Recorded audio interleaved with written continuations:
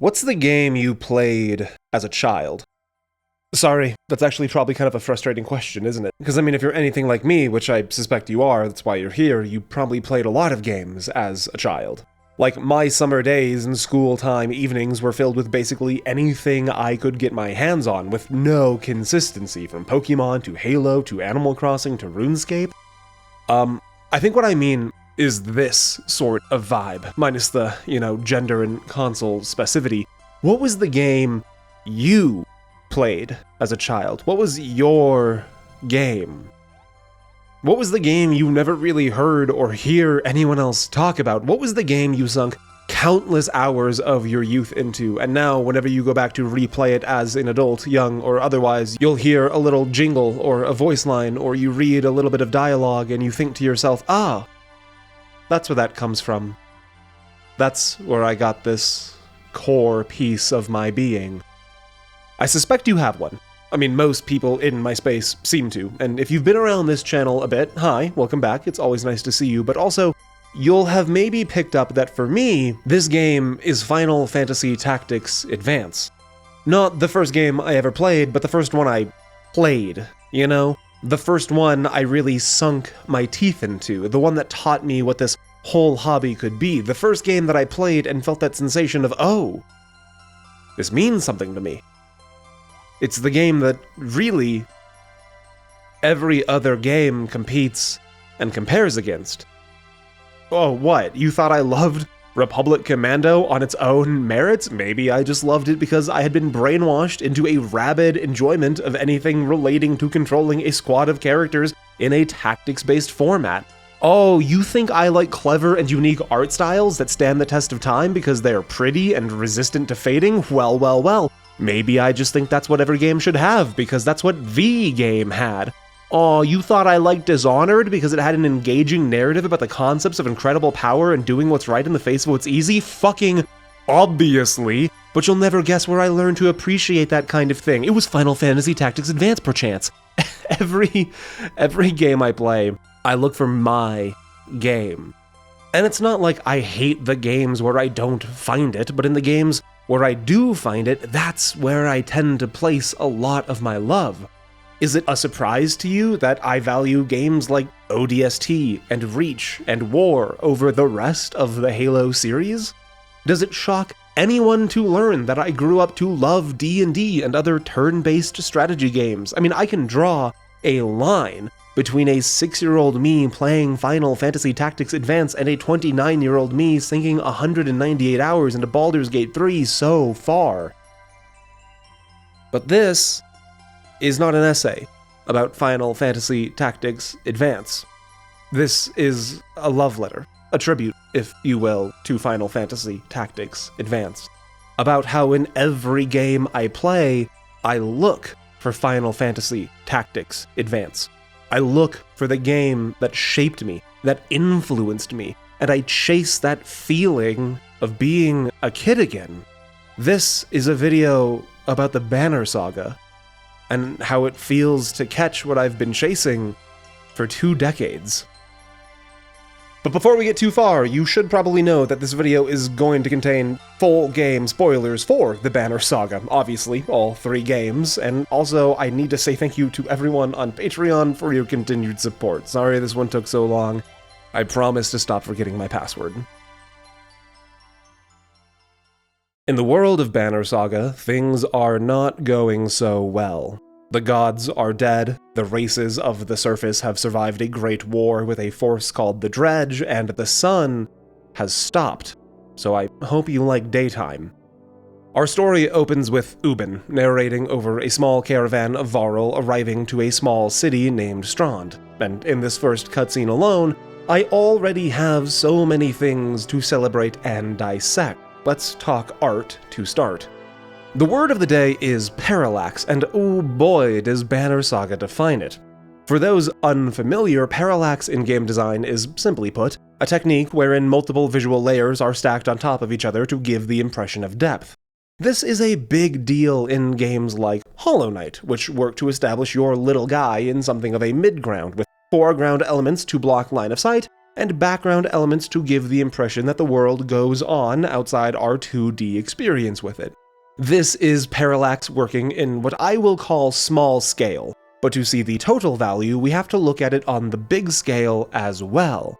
Neva is a game that does the small-scale parallax, yes, giving the impression of the world around you, letting you move through things like ruins and terrain, but where Neva really shines in this regard is the big-scale parallax. This style genuinely sells that there is a whole wide world out there, that existence goes on in a major way outside of your little slice, and it really shines brightest here with this field. Foreground, background, midground, it all moves in such a way that testifies to a vast world, capping itself off with the giant peak in the background slowly lumbering by as you go. What absolutely kicks ass about Banner Saga is the game's incredible ability to pull off both of these styles at the same time. The caravan moves and the world moves around it. If I was actually good at this, I'd be able to tell you by sight alone how many layers have gone into this effect, but honestly, I just keep getting lost in all the minor details of the game world. The mountain and the tower in the background, the way that the lighthouse gets lit with a flaming arrow, maybe something thrown from the ground that you can actually track, and just the overall power of the style of art presented here. This overland scene comes with an incredible sense of I don't know, abstract or impressionist design? It's a style that exists to give the barest idea of a thing, it seems, and even if I can't tell you the exact terms, I can acknowledge the overwhelming presence that the work of one Avon Earl had in the inspiration of the game's art style. There is really nothing else quite like it. It's that old-school 1950s Disney-style beat, and oh, wouldn't you look at that, he's here too! The team behind Banner Saga did a BAFTA masterclass back in 2017 that I'll link to. I highly recommend it if you're entranced by the art here like I was. We'll talk a little bit more about parallax and this sort of thing later because we're about to get a second helping of what makes this game so pretty: up-close cutscenes. Beyond just seeing these characters in more detail, this also does great work to establish size and scale between our two main playable races, the Varl and the humans. If you were paying attention during the caravan shot, you'd have already caught that there is a massive size difference, and this in-person cutscene really highlights that. What this also does, however, is give us a chance to get up close with certain members of the group. These characters instantly go from abstract blobs with low frame count walk cycles to eyes, faces, personalities, identities. Okay, great, that's cool, Thane. It has a unique art style that will stand the test of time. How does this connect to a game Square Enix released in 2003? The map. I honestly don't even have to go back and get a shot of this world map again to have enough time to fill this paragraph. I can just show you my real-time reaction to being given this map. A lot of these areas aren't ever deeply relevant to the game in any way, but I'm so obsessed with this level of detail in games, and what got me, quite frankly, what made this video was my genuine recognition in the moment of, oh, this is like the map from Final Fantasy Tactics Advance. And honestly, looking at it now, I'm not like so confident in that statement, but it's recognizable, I suppose. A hand-drawn fantasy world in a peninsula of sorts, maybe. Unlike Ivalice, we don't ever get to see the southernmost lands of Banner Saga, but to be real with you, I kind of don't care. I saw this map, and my brain instantly jumped back 20 years. It doesn't really matter if the connection is valid to you. It happened for me. There's some trouble in town when Ubin and co. roll in, and they're kind enough to help settle the dispute, which is nice of them, because it gives me a chance to talk about both the mechanics of the combat, and oh boy, these battle maps are something special. This is where the small-scale parallax really shows up to work. It always gives this sense that even though you are directly controlling the units on the board, you're more like a spectator to the fight, hiding up in the rafters, more at home with the people surrounding the battle map than the people actually on the map. As a small point of note, Ubin, our perspective character for these opening hours, is not actually a combatant here, but that doesn't mean he isn't around when the fighting starts. As far as I can tell, in every map in the early section of this game, you can find Ubin tucked away somewhere, watching. and it became this really fun and cute little minigame I played to try and find him on every board. I also love the tendency to freeze the world around you during periods of combat. It's a simple choice, largely made, I assume, to keep the battle board easy to understand, particularly in regards to who is a combatant and who isn't, but I personally like to read this choice as a way to represent that, really, fighting is scary, man. I like the idea that the world sort of slows down and that these fighters focus in on the only thing that actually matters in the moment, and that the rest of the world around them sort of just waits to see what happens before they act themselves. On the surface, the combat in Banner Saga doesn't really seem all that special. I think it would be remarkably easy for you to look at this and say, okay, yeah, sure, it's a turn-based strategy RPG. I've seen all this before, and like all the other ones, but that's okay. You only think that because you're not me, and I see something you don't. I see Final Fantasy Tactics Advance.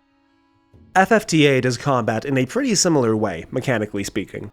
Characters assemble on the board, and then you take turns punching each other. Your team is made up of, in general, any 6 members of your clan of your choosing, each with a class and unique abilities related to their class and equipped items before being assembled into a collection of blue squares that denote your deployment area on any given board. So, when I load into any given Banner Saga brawl, and I see a collection of blue squares, when I see the chance to assemble 6 characters of my choosing from my clan, when I see that each of those characters have a class with unique abilities, I know exactly what this is. And then they showed me something I've never seen before. As an aside, an important point of note, I think it must be difficult to make a sequel, or even a spiritual successor to a game, and I say this entirely and exclusively as an enthusiastic consumer of games. I say this because, as a consumer, when I look to play a sequel or a successor game, what I'm really looking for is basically everything I liked from the first game, maybe polished up a little bit, but expanded on in sensible ways. I don't feel a desire for core systems and base elements to be entirely reworked so as to be unrecognizable or entirely new, and you might hear this and think, well, yeah, that sounds pretty reasonable to me. But I deeply suspect that this stance gets a little complicated for a lot of people when actually explored, because it involves sentences like, I think Silksong is a very bad Hollow Knight sequel. Do not fucking come for me in the comments. I'm not happy about that take either. If it's not clear by this point, I very quickly classed Banner Saga as a spiritual successor to Final Fantasy Tactics Advance. Is this what Stoic intended when they made this game? I don't really know. The Kickstarter page for Banner Saga includes a single line about harkening back to the classic tactics days of gaming, their own words, but that's not enough for me to draw a solid line between their intent and my interpretation, but nonetheless, I still had the experience I had.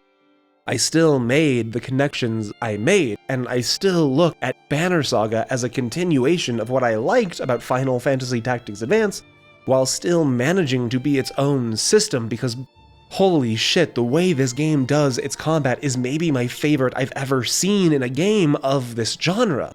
There are only 2 stats that matter here. Armor, in blue, which will reduce the amount of damage you take, and can be broken to reduce its effectiveness, and strength, in red, which is both the amount of health you have and the amount of damage you do. Ponder that for a moment. Think about the implication and recognize how good that is. It's clean, it's concise, it's clear. It means that every fight has this incredible element to it where they begin explosive with every combatant at their peak, and then as the fight drags on, things get sloppy, things get messy. Your powerhouses, your heavy hitters, they've all taken heavy blows, and the numbers are getting smaller and smaller all around. You need to be thinking about positioning here in a way that was new to me, because taking a hit doesn't just mean a character is on lower health, it means their own ability to punch back is reduced too. All this means that by only having 2 stats, Stoic managed to make a combat system that feels deeper than any I've ever played before in a turn-based game. Pokemon, Final Fantasy Tactics Advance, Baldur's Gate 3, whatever you want to look at, it all pales in terms of actual complexity for the sole reason that those characters will still do the same amount of damage to an enemy regardless of their own health. It does not matter how hard Karlach has been hit, she will swing this sword for exactly this much damage every single swing. But if I am not careful with Gunnulf, this Varl will quickly go from an unmatched melee threat to a dead weight waiting to drop. To be honest for a moment, I'm genuinely worried that I'm not doing the thing with the words where I properly communicate why this system is so valuable. I worry this might just be a gut feeling thing, and that if you don't experience it for yourself, you might believe me, sure, but you won't understand how much depth these fights have, how much thinking it requires to do them right, just based on this one specific element. Because it is not just about the fight, it's about the feeling you get seeing Gunnulf swagger up to a bad guy and connecting that this villain's 8 armor and 7 strength means literally nothing in the face of Gunnulf's 18 strength, or the sensation of trying to close out a fight that's been an absolute slog back and forth and then seeing a fresh wave of enemies show up and having to rally around that. Or the actual, genuine fear of seeing Asunder approach the board with a 25 stacked on both ends and understanding that this is going to be an absolute one-shot bonanza where the only way through is just to throw bodies at this thing until it's broken. Banner Saga does not just remind me of Final Fantasy Tactics Advance, it does some of my favorite elements of Final Fantasy Tactics Advance, but better. It shows its strength with the art, yes, and the combat, sure, but in this regard, there is no way to describe the story of Banner Saga except as everything I loved about Final Fantasy Tactics Advance, but more. When I consider the stories I enjoy, why I enjoy them, why I seek them out, it is undeniable that that consideration always leads back to FFTA. Simply put, there is no game more influential to me. In the most basic terms possible, FFTA is a story wherein you take control of a character thrown into what will be a dying world, and they lead a clan of characters in a journey to pursue what is right over what is easy. And if you've played Banner Saga, you probably hear me say that and think, that's kind of an intense story for a kid's game, but also, that connection totally makes sense. The sun coming to a halt is not just a weird phenomenon of northerly astronomy, it is the first sign that the world is ending, so long as you consider the death of the gods to be something of a prereq and not the first sign in and of itself. Calling this the first sign, however, naturally implies a second, and that second sign is the dredge, though notably, they will not be the last sign. The dredge are beings of rock and stone. Rock and stone! No, not like that. Who have begun pouring from the deep north. They are a horde, sweeping aside and massacring anyone they find, human or Varl, and nothing really seems to stop them for long. Win a fight, defend your home, and before too long, look out your window to see twice as many as before. Your only real option is to flee, and this is where the real game begins. You see, Banner Saga is not a game about Ubin and his friends. It is a game about Ubin and his friends, and also Rook and his daughter and their village. It is about Juno and Eyvind, and it is about Bolverk and Volka and the Ravens. It is about Hakan and the Varl. It is about Kanari and the Horseborn. It is about the Dredge and the Sunder. It is about the Serpent and the all-swallowing darkness that follows in its wake. It is about seeing the end of the world from as many perspectives as possible, from its earliest victims all the way to those two who originated this whole ordeal, and at the end of it all, will have one brief chance to make it all right. Mostly, though, Banner Saga is about walking, and when it's not about walking, it is about choosing. Even though, yes, there are roughly a half dozen, if not more, instances of a perspective character in this game, I found my strongest attachment to be towards Rook, his daughter Alette, their companion Odlif, and their caravan, starting from the small northern town of Skogar and making the great journey, as it were, from those far reaches to the distant shores and human capital of Arborang, to await the ending of the world. Through the events of their story, Rook will quickly go from a father of a daughter to a leader of men, and it will be your responsibility to shepherd him and all those who follow and come to follow his banner. This, I think, is the true difficulty of the game. Whenever I think of Final Fantasy Tactics Advance, for all my enjoyment of it, I do always recognize that there is not really a way to do this story incorrectly. Marsh will always win. It does not matter the opinion of those in their way, Marsh's desire will always reign supreme. You are simply involved so far as to press the buttons and make it happen. To bring this train into the station along the lone set of tracks. But Banner Saga, you can absolutely do this story incorrectly. You can fail, you can lose everything. And that very real sense of risk and danger is what drove me through the final hours of the game. I was so devoted to seeing this story through, to knowing what happened, to seeing if I had done enough with the time I had been given, that even Banner Saga 3, infamous for its instability, crashing on me 7 times across the 7 hours it took to finish the game, couldn't stop me. As you travel, regardless of perspective character, you will be given a count of how many people are alive with your caravan, and also how much food is left in the supply carts, denoted by how many days of travel a caravan of any given size has before those people start being less alive. Complicating all this a layer further, you must also measure your caravan's morale. Morale is important because this is the end of the world, and the dredge pouring south to slaughter are far from your only threat. To steal a vibe from late in the game, mankind remains my biggest worry.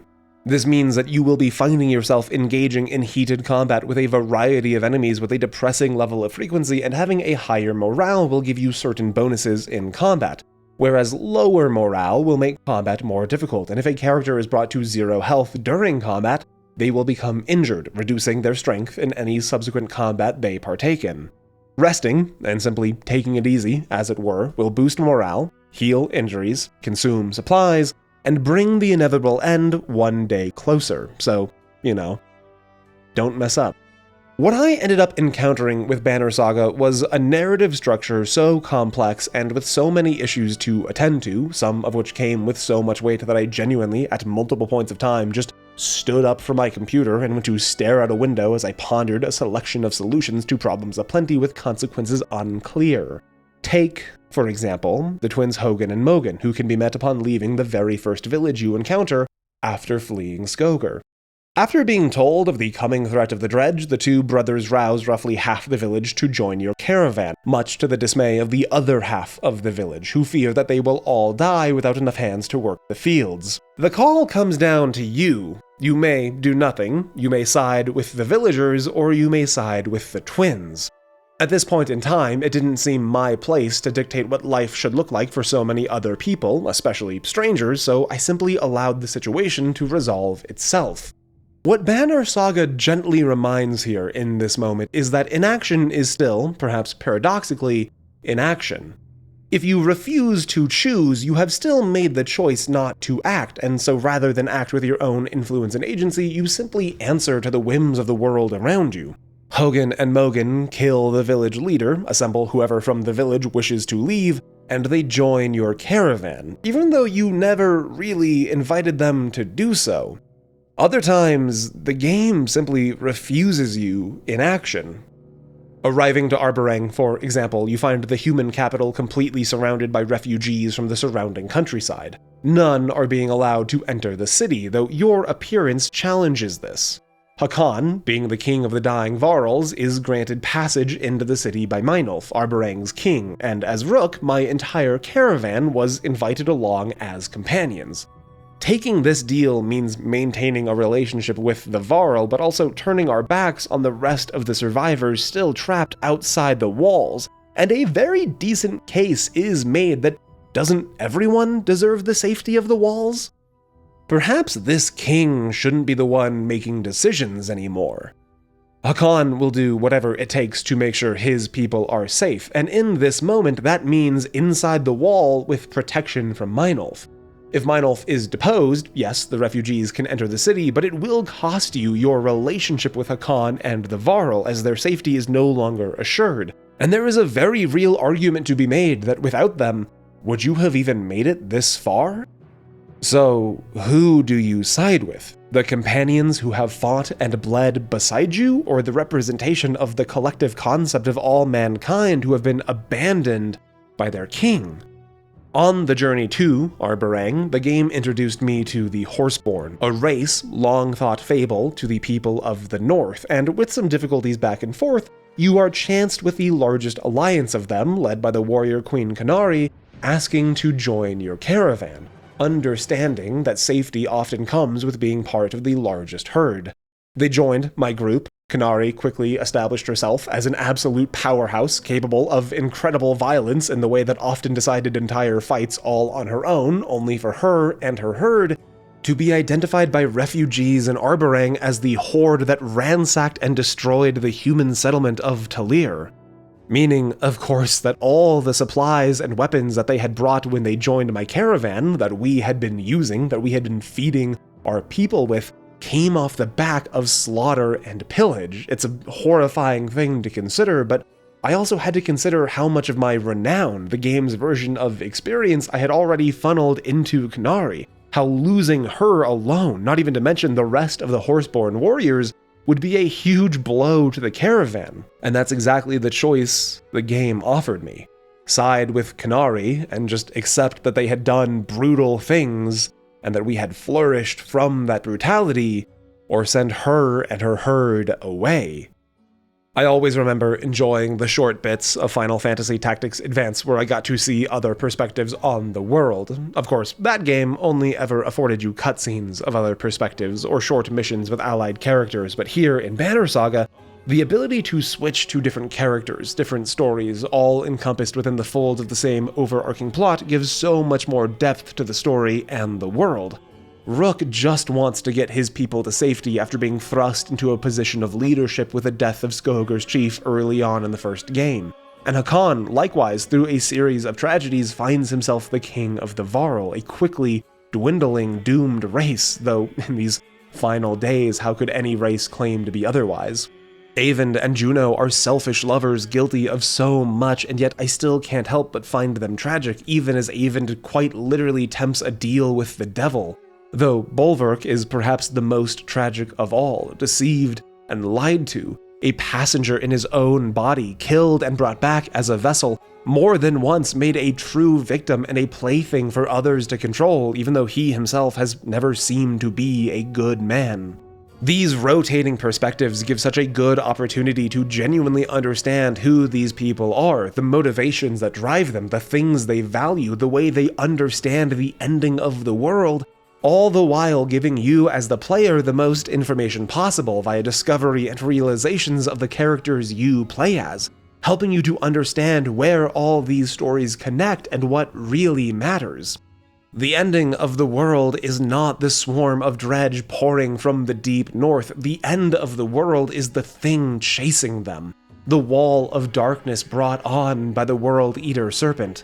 The dredge, they too are victims, and perhaps the greatest change of perspective is coming to learn this. Finding a dredge infant in the arms of its dead mother, having long thought that these words, child, mother, love, were things irrelevant to the dredge, and later coming to fight alongside them, side by side, with old enemies against a darkness far beyond the hate we once held for each other, learning that truly we are not so different.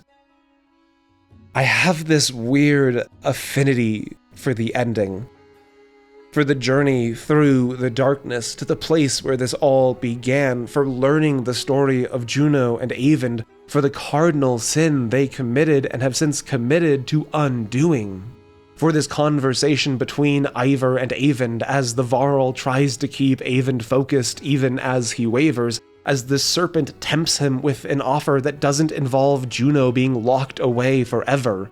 Ivar desperately trying to convince him that the world does in fact deserve to exist, that yes, saving it will mean sacrificing Juno, it will mean incredible pain for him, but that people are worth that, and that this, saving the world even at immeasurable cost to Juno, is what she wanted, powerless though she is to decide her own fate here in the final moments.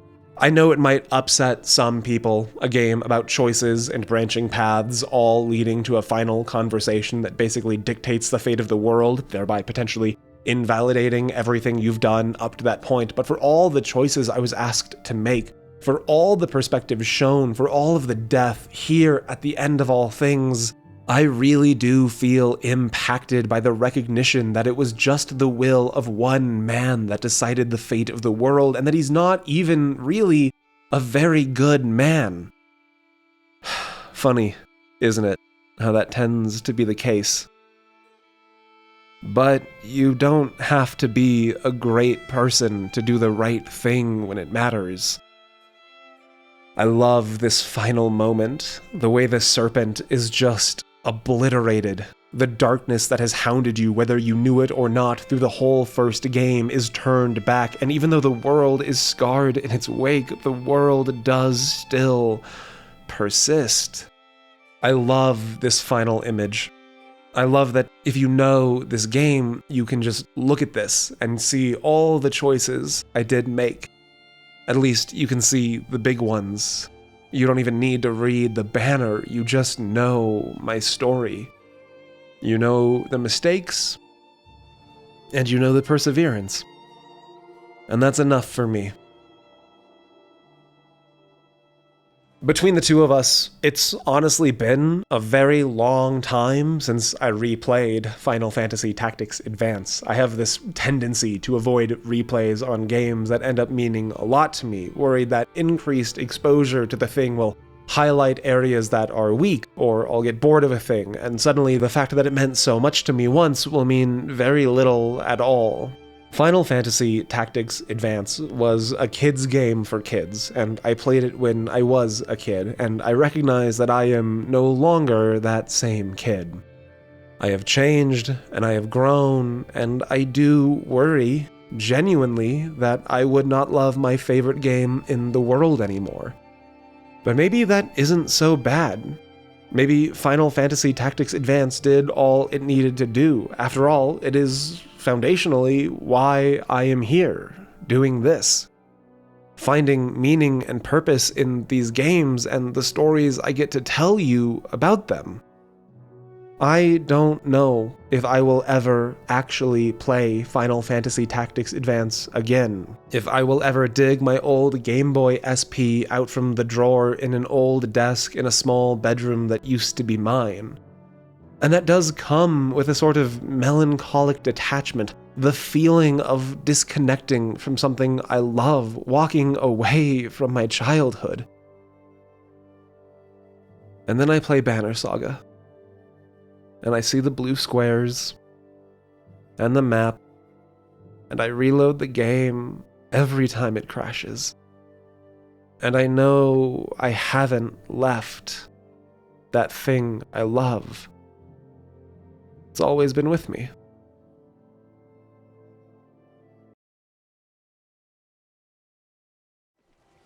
Okay, thank you to Jordan, Ivan Thanosi, Daddy Biscuit 22, Device MD, T.Log, Ginger Crow, Comet Killer 99, and Gonzo for their incredible support at the executive level over on Patreon. And of course, thank you to everyone on Patreon for helping make these videos possible. Have a good time, Zone.